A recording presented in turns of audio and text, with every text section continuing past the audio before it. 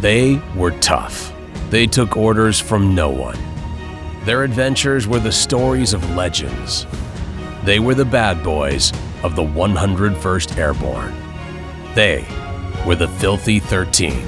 Their leader was a man notorious for disobeying his supervisors, playing pranks, and starting fights.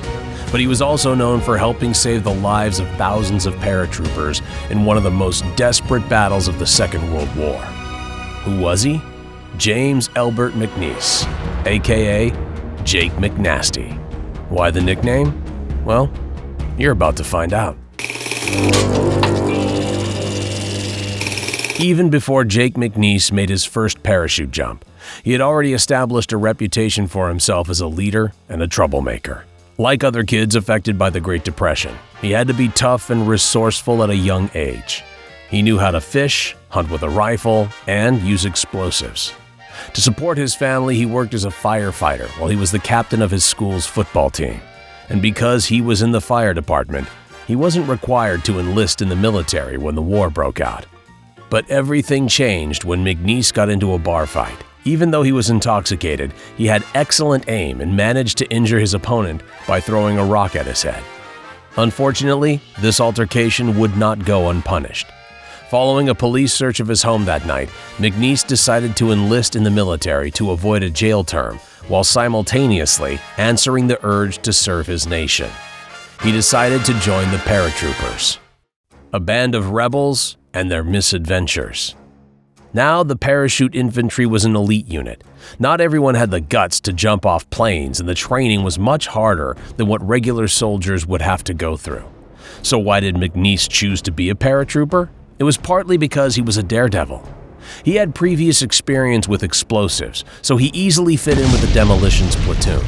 But the main reason was that paratroopers didn't have a very rigid command structure compared to the rest of the Army. The moment they jumped off the troop carrier plane, there was a big chance they would get scattered from their units. Once they hit the ground, they had to think on their feet, and McNeice had a knack for that. He also had a knack for getting his superiors angry. He refused to salute the flag, called officers by their nicknames, fought with a sergeant over food, blew up parts of their barracks, and stole a train and drove it back to camp.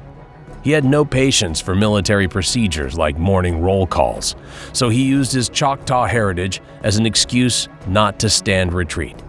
When the excuse didn't work, he got drunk in town with a fellow soldier and got into a fight with military police on patrol. McNeice beat them up, took their pistols, and emptied their rounds, shooting at the streetlights nearby. For that, he was sent to the stockade. Wherever McNeice went, he attracted trouble. The other misfits of the regiment were sent to his unit, and their weekend misadventures included throwing pickled eggs at store windows and stealing whiskey. Once, while on demolition duty, they blew up tree stumps filled with cottonmouth snakes, sending the snakes flying toward a glider infantry company passing by. Because of their stubbornness and wild antics, they were regulars at the stockades. At first, McNeice was part of the Dirty Five, who were notorious for wearing dirty uniforms 24/7 and scattering garbage all over the mud floor of their shared hut. They were joined by a group called the Warsaw Seven. Plus and minus several others, they formed the 1st Demolition Section of the 506th Parachute Infantry, better known as the Filthy 13. Here's how demolition units worked. The regimental headquarters company had one demolition platoon made up of 3 sections, one assigned to each of its 3 battalions. Each section had 13 men. Their job was to sabotage communication and power lines and capture or blow up bridges and railroads to keep the enemy from passing through.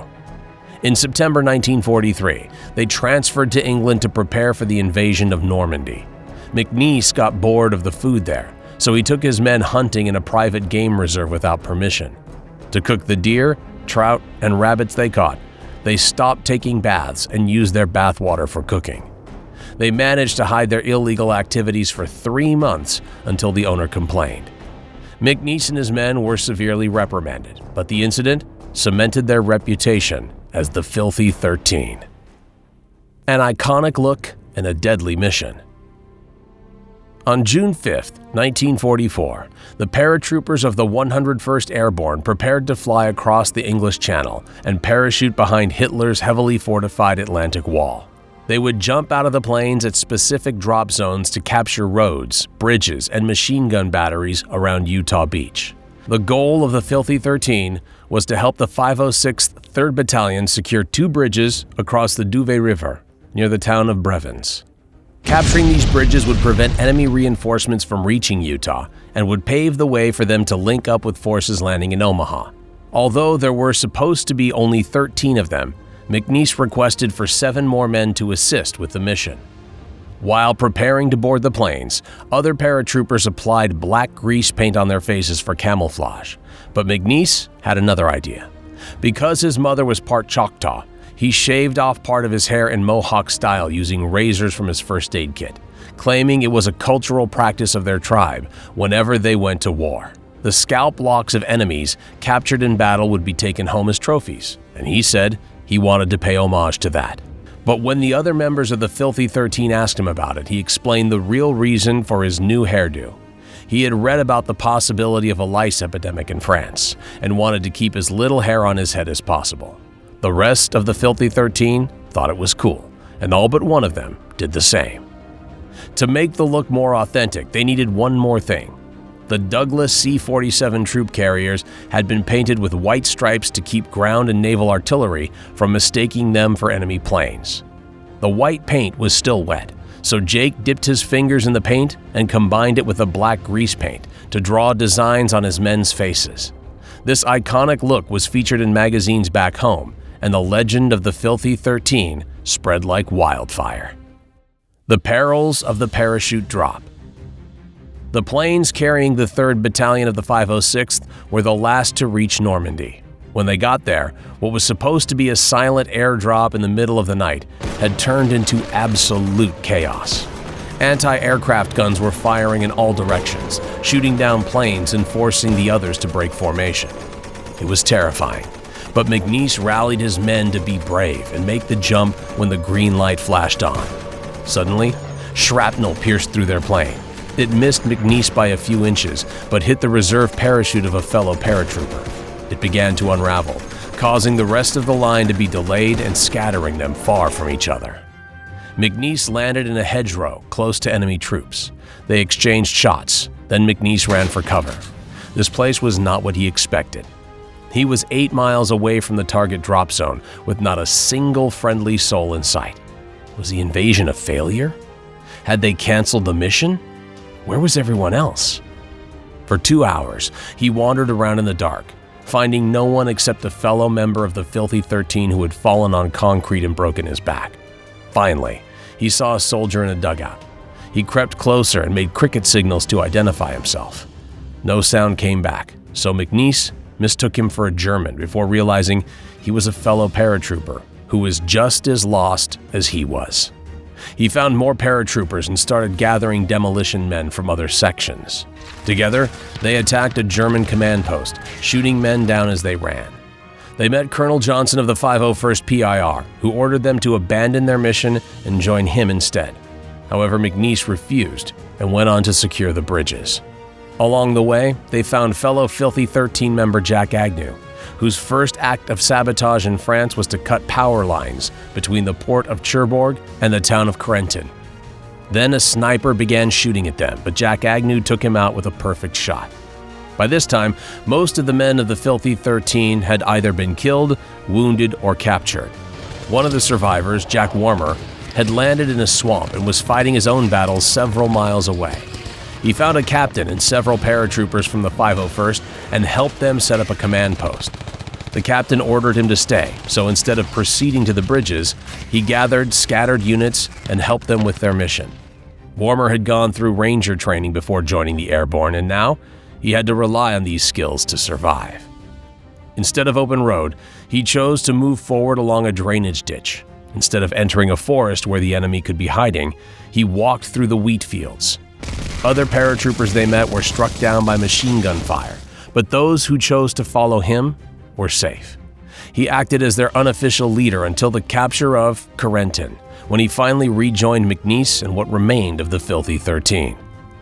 While Jack Warmer was busy helping the 501st, McNeice and his ragtag crew finally reached the bridges and installed the explosives.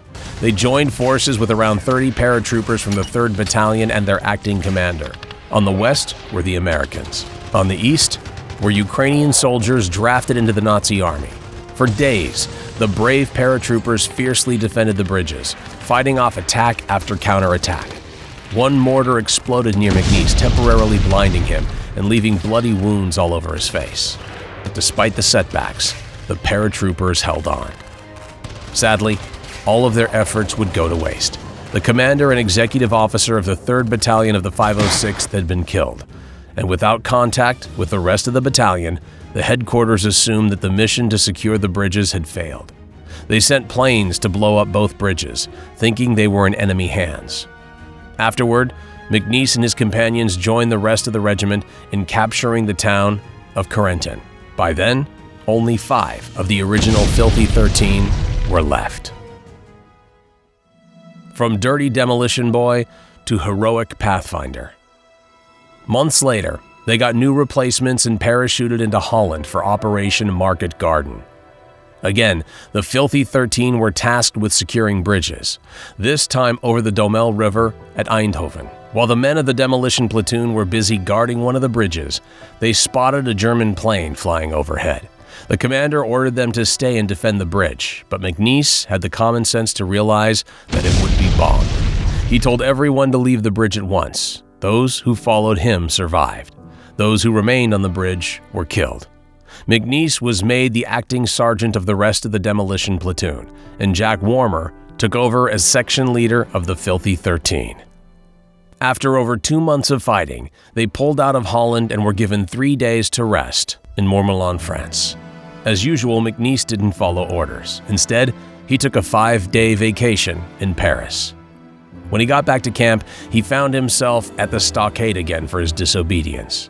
Then he was offered the chance to be a pathfinder. Because they were the first men on the ground, pathfinders had the highest casualty count among paratroopers. McNeice felt his supervisors were trying to get rid of him for good, but as you know by now, he was quite clever. He figured the war would end before he finished pathfinder training in England, and if he signed up, he'd never have to risk his life in another parachute jump again. A few members of the Filthy 13 decided to join him. To their surprise, they were called to another mission in December. The paratroopers of the 101st were fighting a desperate battle in Bastogne and could not hold out any longer without fresh supplies and ammunition to fight against the German tanks. Winter weather made supply drops extra difficult. Anti-aircraft fire was a threat, and the ground was littered with metal stakes and barbed wire to destroy glider wings. The story goes that the weather cleared up after a few days, but in truth, McNeice led the Pathfinders to set up beacons, including 6,000 carrier planes and gliders, to their destination. If you think McNeice's adventures in World War II ended there, you'll be surprised to know that he completed a 4th parachute jump during Operation Varsity in February 1945. This was a very rare feat. Most paratroopers made 2 combat jumps at most, and McNeice survived all 4. Decades after the war, the Filthy 13's legacy remains in books, films, memorials, and the memories of the people they saved. What they lacked in discipline, they made up for in gut instinct and sheer determination.